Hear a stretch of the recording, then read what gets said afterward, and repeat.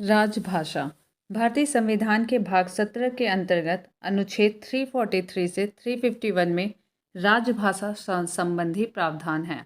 अनुच्छेद 343(1) के तहत संघ की राजभाषा हिंदी और लिपि देवनागरी होगी तथा संघ के शासकीय प्रयोजनों के लिए प्रयोग होने वाले अंकों का रूप भारतीय अंकों का अंतर्राष्ट्रीय रूप होगा। अनुच्छेद 344 के तहत राष्ट्रपति को यह अधिकार है कि वह राजभाषा के संबंध में आयोग गठित कर सकता है। प्रथम राजकीय भाषा आयोग का गठन 1955 में बीजी खेर की अध्यक्षता में हुआ था। अनुच्छेद 344(4) के तहत राजभाषा पर 30 सदस्यीय संयुक्त संसदीय समिति के गठन का प्रावधान है। इस समिति में लोकसभा से 20 सदस्य तथा राज्यसभा से 10 सदस्य शामिल होंगे। अनुच्छेद 345 में राज्य की राजभाषा संबंधी उपबंध हैं। अनुच्छेद 346 के तहत एक राज्य और दूसरे राज्य के बीच या किसी राज्य या संघ के बीच पत्र आदि की राजभाषा का उल्लेख है। अनुच्छेद 347 के अनुसार किसी राज्य की जनसंख्या के किसी भाग द्वारा बोली जाने वाली भाषा के संबंध में विशेष उपबंध का प्रावधान है। 14 सितंबर 1949 को हिंदी संवैधानिक रूप से राजभाषा घोषित की गई। तदनुसार 14 सितंबर को हिंदी दिवस के रूप में मनाया जाता है। अनुच्छेद 348 के तहत उच्चतम न्यायालय और उच्च न्यायालयों में और अधिनियमों, विधेयकों आदि में प्रयोग की जाने वाली भाषा संबंधी उपबंध हैं। अनुच्छेद 348(1) क के तहत प्रावधान किया गया है कि उच्चतम न्यायालय और उच्च न्यायालयों की सभी कार्यवाहियाँ अंग्रेजी भाषा में होंगी। अनुच्छेद 350 क के तहत प्राथमिक स्तर पर मातृभाषा में शिक्षा की सुविधाओं का प्रावधान उल्लिखित है। अनुच्छेद 350 ख में भाषाई अल्पसंख्यक वर्गों के लिए एक विशेष अधिकारी की नियुक्ति राष्ट्रपति द्वारा किए जाने का उपबंध है। अनुच्छेद 351 में हिंदी भाषा के विकास के लिए निर्देश हैं। भारतीय संविधान में किसी भी भाषा को 8वीं अनुसूची के अंतर्गत शामिल किया जाता है। संविधान के प्रारंभ में केवल 14 भाषाओं को 8वीं अनुसूची में शामिल किया गया था। 21वें संविधान संशोधन अधिनियम 1967 द्वारा सिंधी भाषा को तथा 71वें संविधान संशोधन अधिनियम द्वारा जो कि 1992 में हुआ था द्वारा कोंकणी, मणिपुरी और नेपाली को 8वीं अनुसूची में जोड़ा गया था। ये इंपॉर्टेंट है, इसे याद रखिएगा। 21वें संविधान संशोधन अधिनियम 1967 द्वारा सिंधी भाषा को 67 और सिंधी और 71वें संविधान संशोधन अधिनियम 1992 द्वारा कोंकणी, मणिपुरी, नेपाली को 8वीं अनुसूची में जोड़ा गया था। 92वें संविधान संशोधन अधिनियम 2003 के द्वारा जो कि 7 जनवरी 2004 से प्रभावी हुआ द्वारा बोडो, डोगरी, मैथिली, संथाली को भी इसमें जोड़ा गया।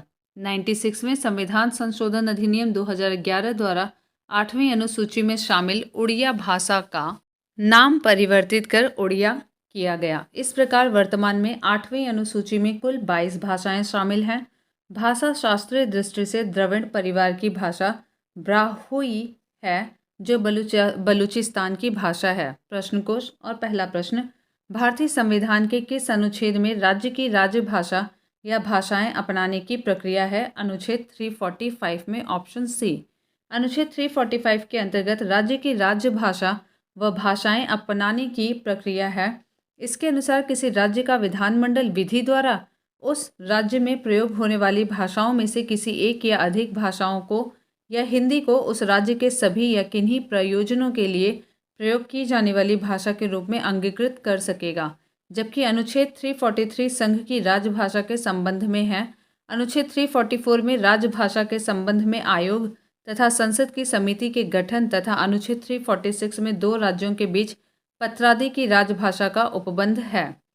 क्वेश्चन नंबर 2, भारतीय संविधान में भारत की आधिकारिक भाषा से जुड़े प्रावधानों में संसद संशोधन कर सकती है। यहाँ पे स्टार बना हुआ है। आइए इसके उत्तर को देखते हैं। उपर्युक्त प्रश्न में हिंदी और अंग्रेजी रूपों वर्जन में तात्विक अंतर है। हिंदी रूप में यह प्रश्न पूछा गया प्रतीत हो रहा है कि भारतीय संविधान में संघ की राजभाषा से संबंधित प्रावधानों प्रोविजंस में संसद अपने सदस्यों के किस बहुमत द्वारा संशोधन करने के लिए सशक्त है। उल्लेखनीय है कि संविधान की भाषा 17 के अंतर्गत अनुच्छेद 343, 344, 346 एवं 348(1) के तहत संघ की राजभाषा के विषय से संबंधित प्रावधान दिए हुए हैं। दूसरी ओर प्रश्न के अंग्रेजी रूप से यह प्रश्न पूछा गया प्रतीत हो रहा है कि संविधान के अंतर्गत संसद अपने किस बहुमत द्वारा संघ की राजभाषा संबंधी प्रावधान का संशोधन करने के लिए अधिकृत है। प्रश्न के हिंदी रूप एवं अंग्रेजी रूप में क्रमशः भारत की आधिकारिक भाषा एवं ऑफिशियल लैंग्वेज ऑफ इंडिया नामक पदावलियों का प्रयोग किया गया है, जो तकनीकी रूप से सही नहीं है। भारतीय संविधान में भारत की राजभाषा पदावली का प्रयोग नहीं हुआ है। उसमें संघ की राजभाषा एवं the official language of union पदावलियों का टर्म्स का प्रयोग हुआ है। अतएव प्रश्न में ऑफिशियल लैंग्वेज ऑफ इंडिया या भारत की आधिकारिक भाषा पदावलियों के प्रयोग से भ्रम पैदा हो रहा है। इस दृष्टि से यदि प्रश्न गलत नहीं तो अस्पष्ट तो है ही। यदि हम उपर्युक्त अस्पष्टता को प्रश्नोत्तर के लिए नज़रअंदाज करें तो यह प्रतीत होता है कि प्रश्न संघ की राजभाषा से संबंधित है। जैसा कि इस व्याख्या के प्रथम पैराग्राफ में उल्लिखित है, प्रश्न के हिंदी व अंग्रेजी रूपों में अंतर होने के कारण उत्तर भी अलग अलग होगा। हिंदी रूप के अनुसार विकल्प बी सही है। संघ की राजभाषा संबंधी प्रावधानों वाले अनुच्छेद 343, 344, 346 और 348(1) में संशोधन संसद द्वारा अनुच्छेद 368(2) में अधिकथित प्रक्रिया के अनुसार ही संभव है, अन्यथा नहीं। ये अनुच्छेद अर्थात अनुच्छेद 343, 344, 346 एवं 348(1) अनुच्छेद 368(2) के परंतु से शासित गवर्न नहीं है, इसलिए इनमें संशोधन के लिए कम से कम आधे राज्य विधानमंडलों का अनुसमर्थन नहीं चाहिए। दूसरी ओर यदि प्रश्न के अंग्रेजी रूप को स्वीकार किया जाए तो विकल्प ए सही उत्तर होगा। संसद को अनुच्छेद 343(3) के अनुसार अनुच्छेद 343(1) का अपवाद सृजित करते हुए संघ की राजभाषा हिंदी के स्थान पर या हिंदी के अतिरिक्त अंग्रेजी को संघ के शासकीय प्रयोजनों के लिए जारी रखने के लिए कानून बनाने की शक्ति है।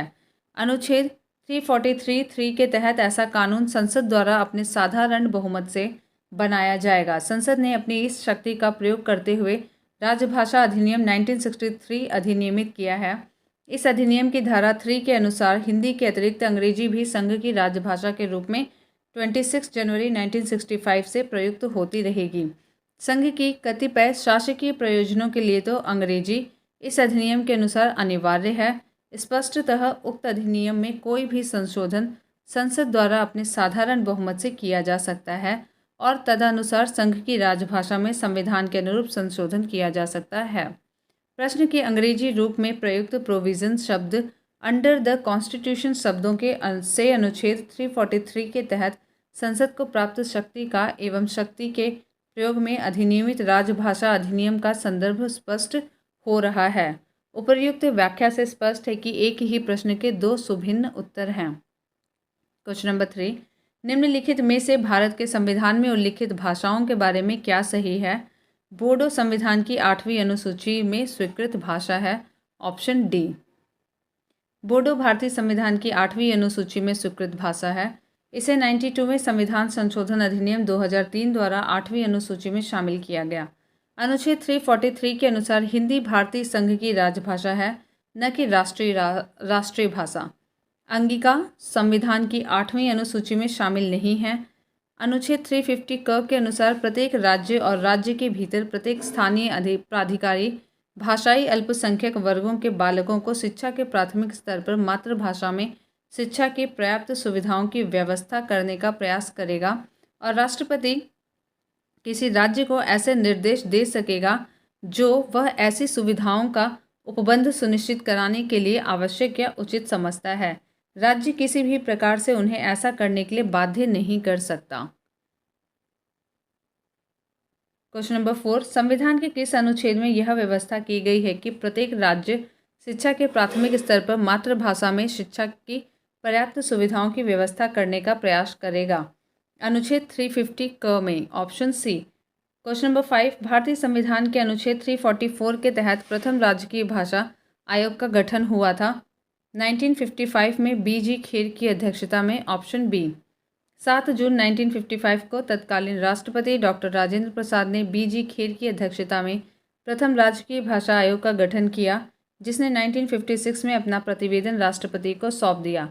1957 में एक संसदीय समिति द्वारा इस रिपोर्ट का परिरक्षण किया गया, जिसके अध्यक्ष पंडित गोविंद वल्लभ पंत थे। क्वेश्चन नंबर 6, भारतीय संविधान की 8वीं अनुसूची में कौन सी भाषा वर्ष 2003 में जोड़ी गई? तो ये थी संथाली, ऑप्शन डी। भारतीय संविधान में किसी भी भाषा को 8वीं अनुसूची के अंतर्गत शामिल किया जाता है।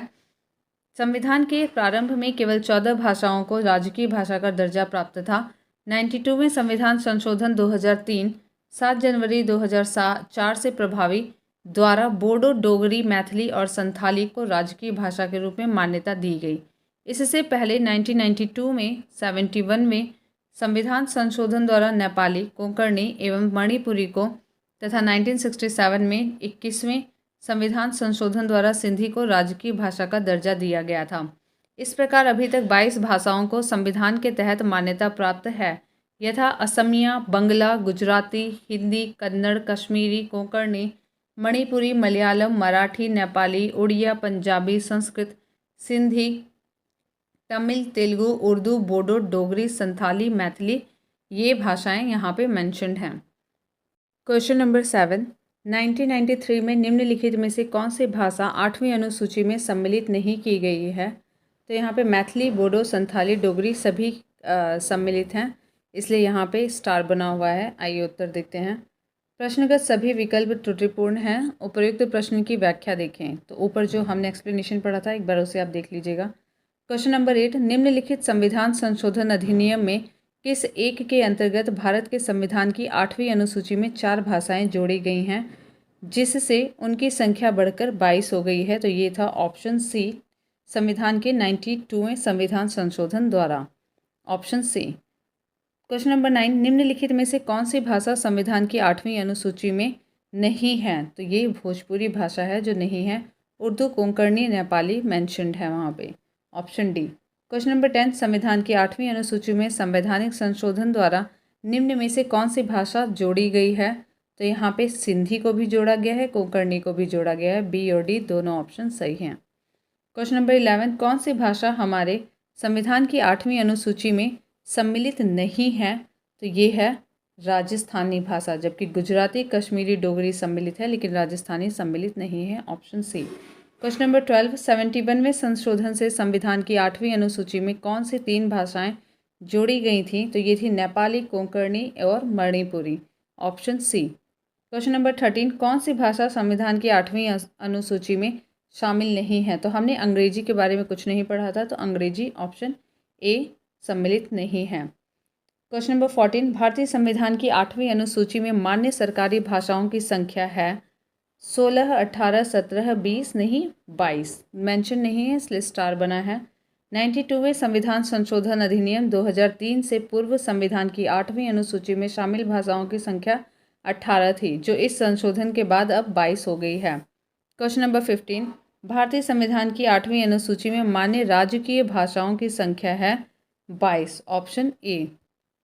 क्वेश्चन नंबर 16, निम्नलिखित में से किस राज्य ने संस्कृत भाषा को राज्य की द्वितीय राजभाषा का दर्जा प्रदान किया है? तो ये है उत्तराखंड, ऑप्शन डी। उत्तराखंड राज्य ने जनवरी 2010 में संस्कृत भाषा को राज्य की द्वितीय राजभाषा का दर्जा प्रदान किया था। इसके कुछ दिनों बाद तत्कालीन मुख्यमंत्री रमेश पोखरियाल निशंक ने उत्तराखंड के ऋषिकेश को संस्कृत नगरी भी घोषित किया था। वर्ष 2019 में हिमाचल प्रदेश संस्कृत भाषा को राज्य की द्वितीय राजभाषा का दर्जा देने वाला दूसरा राज्य बना है।